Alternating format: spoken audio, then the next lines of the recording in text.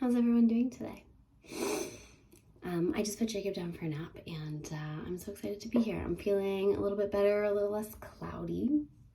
This head cold is on its way out. I'm just so grateful. I had some thoughts, and I just kind of wanted to share them with you. I've been really thinking a lot about this channel and what I want to do and how I want to grow in terms of creating these videos and the type of content that I am making. And I just really want to connect with anyone that's been watching and anyone that's commenting and invested.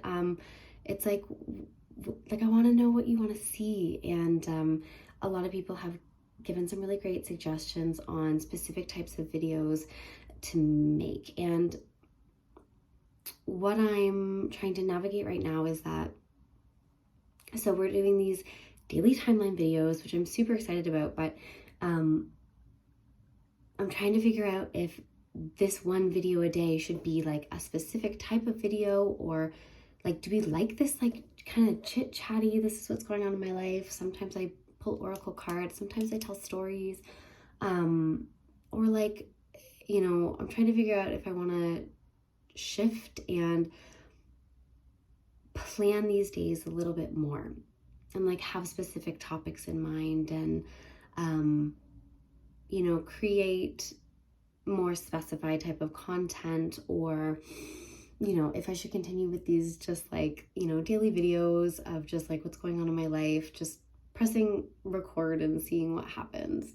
So if you have any thoughts and opinions on that very brief idea that I have, I would love to hear it. Last night, so I have this like little notebook. Okay, and like, so I got it because this matches, I have this table back here and it has like the same leaf design and my little it's a pretty big monstera over here. But yeah, I love it. And this was like my little workbook, and sometimes I just write some ideas. Yeah, I just write some ideas, and,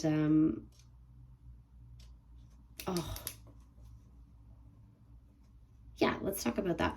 So yeah, something's been on my mind lately. And so I had this idea of, like, I've had this goal of having, like, being on stage. And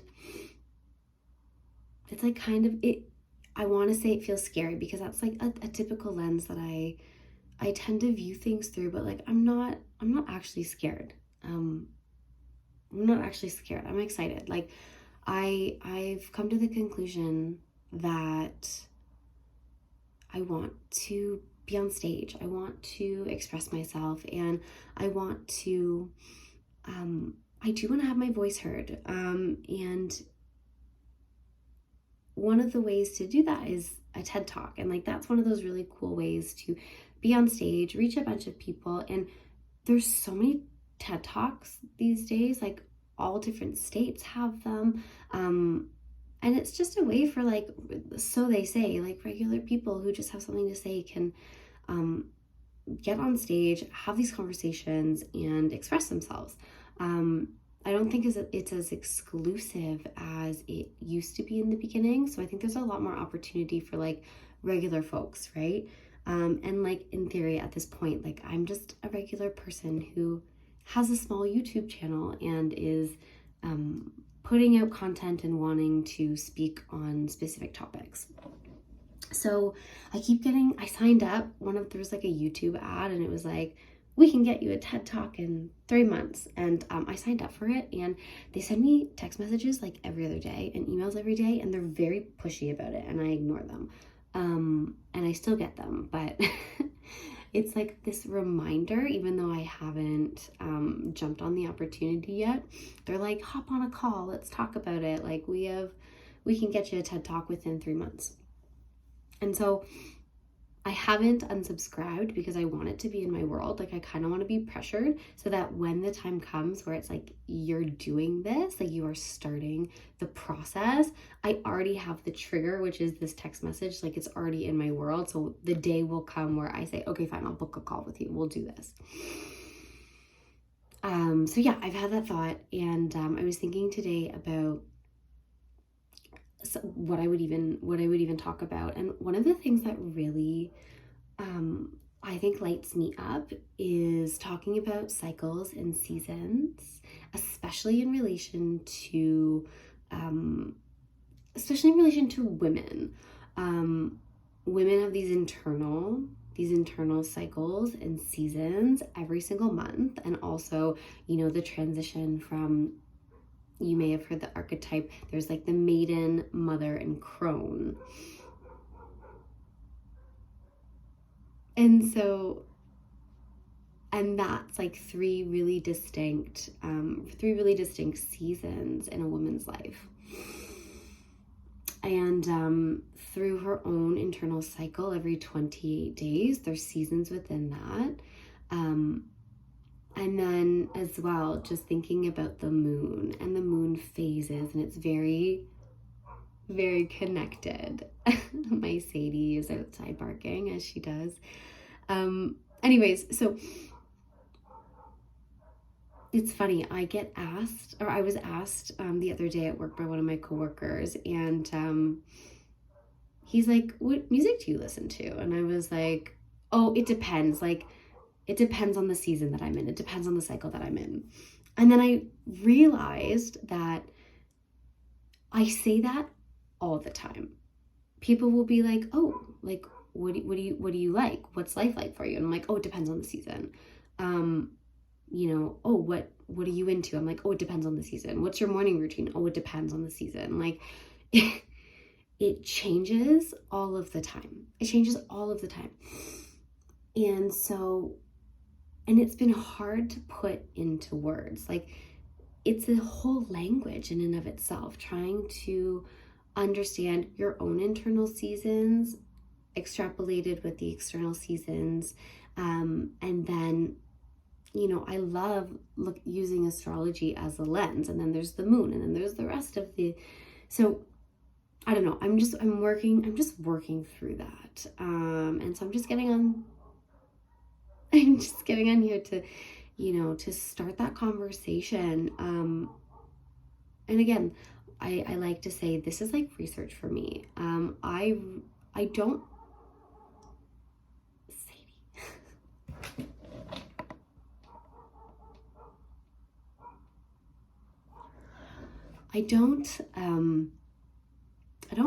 I record and then I upload, but then I always re-listen to the video, usually within the day or two. And I like just like listening back to what I had to say. And then I'll practice, since it's like month 2, I like going back to September. We're in October right now. And I like going back to the last place, or like, so today's the 15th, right? And so I'm going to go back and listen to the 15th and see what was going on. Or I'm going to have to do some math. It's going to be around that same point, because it's like technically a 28-day cycle. So I'm going to go back to that same point and just kind of see what was happening. What did I sound like? What was going on in my life? What was I talking about? What was I wearing? And I get to just kind of see over time where I am. And so the more that I do this, the more that I can understand my personal cycles in relation to the cycles that are happening outside of myself. And it's this beautiful research into myself. And I'm super excited about that. So yeah, I've had this idea of preparing for a TED Talk in due time. But I think that that's the angle that I would love to talk about.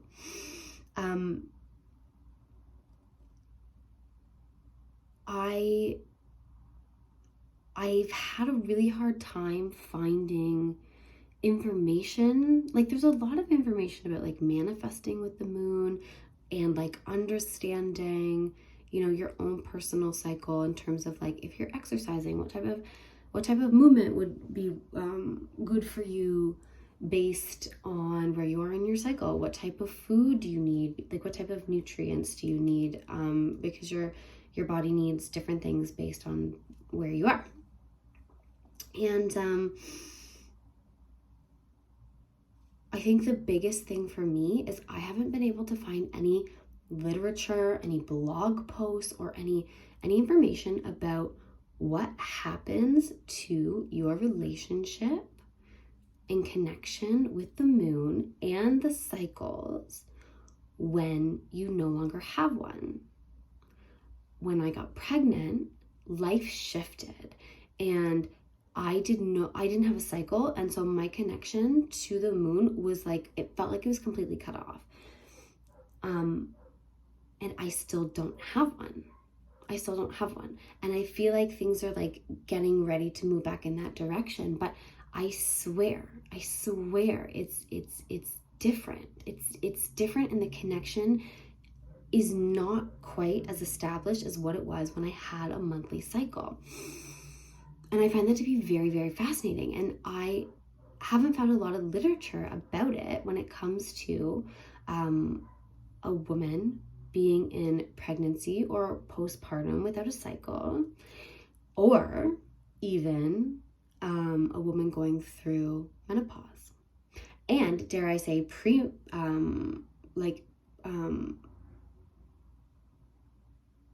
don't know if it impacts, like I think about the moon impacting, a young girl who's 10. It's like she's not quite there yet where she has that internal regulation. So yeah, it's like I really am interested in looking at the moon through the lifetime of, especially, as a woman. Like, that's my perspective. I do believe that it impacts men as well, but I am not in a male body, and I do know that in terms of like hormone regulation, it's like a 24-hour cycle as opposed to like a 28-day. But it just matches the female cycle so perfectly. So yeah, that's something that I'm super interested in. If you have any thoughts, opinions, or perspectives, please write them down below, or my email is in my description, and I would love to hear from you. I'd love to have a chat about it, or I would love to have a chat about it.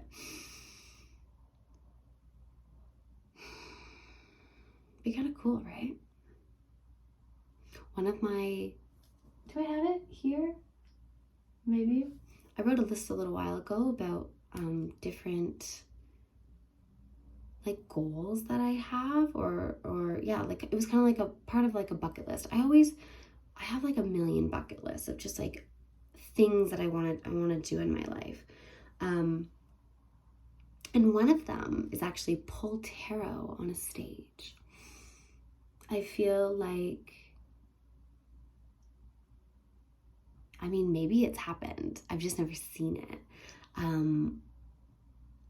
But I always get a little bit nervous about, or like oracle messages. Like I always get a little bit nervous having these like spiritual experiences with people, and expressing my belief in these tools. It feels like there's going to be a witch hunt, and I've done some research about there's what is it called? Witch wound. It's called a witch wound. And essentially it's like this trigger point of feeling like if you express this like divine nature within you, if you express that you talk to the divine or spirits, or you pull tarot or oracle messages, like there's this fear that you're going to be persecuted. There's this fear that you're going to be perceived as a witch. And I'm just like getting chills, like ancestrally, like so many, I'm assuming men too, maybe, probably. I don't have a lot of details, so unconfirmed, but I know that a lot of women were put on trial for being witches, and so unfairly like drowned. I think they were drowned too, but like burnt at the stake, terrifying. And so I think that there's this deep witch wound that there's a fear of expressing yourself in one way because there's this fear of the occult and the unknown and the unseen. But we're heading into Scorpio season. So like this is like the depth. This is the transformation. This is the underworld. This is the underworld. And at some point in our lives, we need to realize, we need to realize that like this exists. The underworld exists, I had a bath last night, and there's some like bath toys in there for Jacob. I just like left them in the tub. I was like, this is fine. But there's one thing, and I don't know how, but there was like a cup. It was like, it's technically like a cup holder, but it has like a little hook on it, and it's like it's a cup. And for some reason it was in there. And I was like playing with it, and it was filled, but it was floating, but it was like attached to my pinky, and I was like using it as like this cup, and I got this image. I got this feeling of like death was playing with me and looking at death as an old friend. Looking at death as this, like when we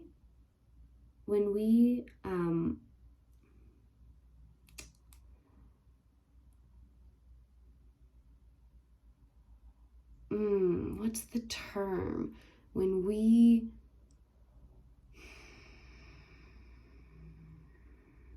put a face to death, when we're telling stories about death, we create this, like, it's a skeleton with like a black coat, right? That's like the image. That's the image of death that we, when we're expressing him in film and movie, like that's the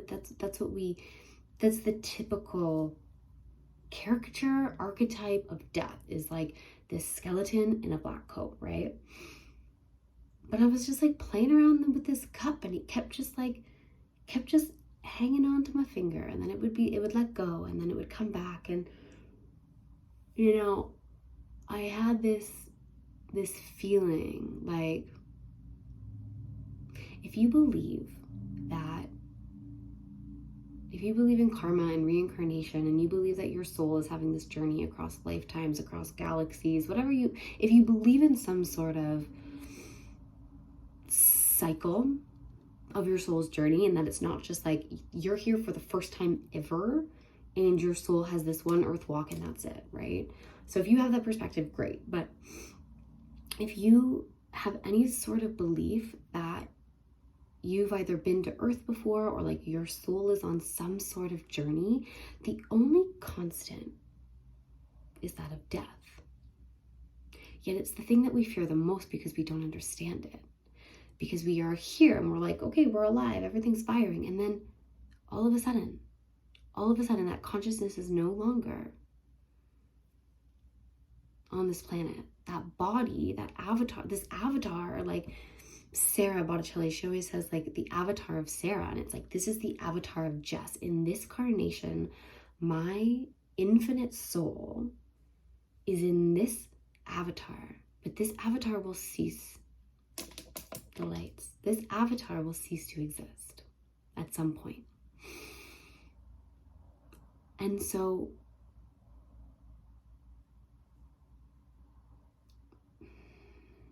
meeting death as an old friend, and I was thinking about it, and I was like, how interesting is it to think that you can play with death?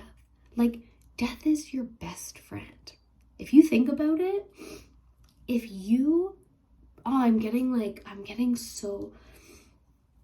if you think about it, death is the best friend that you have. People will say, you come into this world alone and you leave this world alone. But it's like, what if death is always there? What if you think of death as a friend? Then you're never going to be alone. And like, wouldn't it be so nice to be like, oh my God, death is here. Death is going to take care of me. death is the transporter of my soul. I'm like, that feels really good. I can't believe how, wow. It feels wild to like express it, to be honest with you. I think I mentioned to G, I think I meant G and I were emailing about it, and we're having this where he emailed me about Pluto. So we're having we're starting a chat about Pluto. I have a book, I didn't mention it yet, but I have a book called The Astrology of Fate. I think it's Liz Green. And it's a book on Pluto. And Pluto is really connected to Scorpio.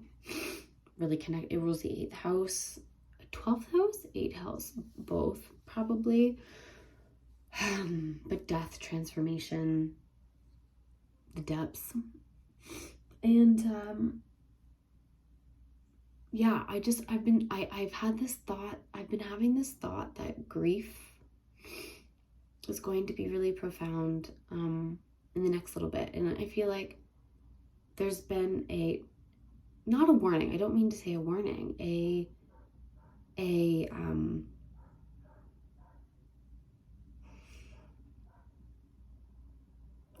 don't know, it's just, I feel like there's been a message or like an invitation to accept grief as something that's going to be in my world, and just to be prepared for the fact that these emotions are going to come up. So to not be hit in the face, hit between the eyes with it, and to know that it is okay. It's emotion. It's something that we're gonna process and go through. But having this really profound moment in the bath, and like having this moment of being like, wow, like death has been there for me for like millennia. He has shepherded me. He has transported my soul, and dare I assume, to my avatar every single time.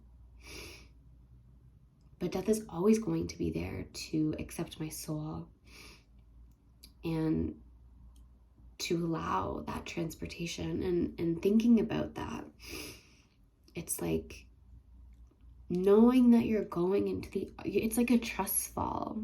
It's into a trust fall. And you want that to be your friend. You want to trust that the person behind you who's going to catch your soul is going to be there for you to make sure. Oh. Beautiful. Like, it feels so beautiful. It feels so powerful to me. It's just very overwhelming, you know? It's a hard topic to talk about. It's a very hard topic to talk about, because it's still the unknown. It's still the underworld. It's still this like scary thing, you know? All of this that you've lived through and that you've built, your friends, your family. Like, I don't want to leave this world prematurely. Like, there's this, I just always have this fear that something's just going to strike me down. But living with that fear and anxiety just like sucks. And at least for me, I'm like, I just try to remind myself that I'm safe.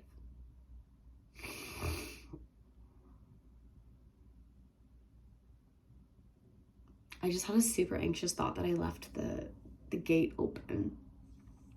And I closed my door, and Jacob's in his room, but sometimes he sneaks out, and I'm having this like anxiety that I had a really scary experience where I accidentally left the back door open and the gate open, and he like went down, and we have like a big wooden scary staircase, and he like went down a couple steps, and then my mom, my spidey senses went off, and I went outside to get him. But that was like really scary. So I'm having that anxiety. So I'm just gonna go make sure that everything's closed. It like just took me out of the zone a little bit. But that's okay. Thank you for listening if you're still here.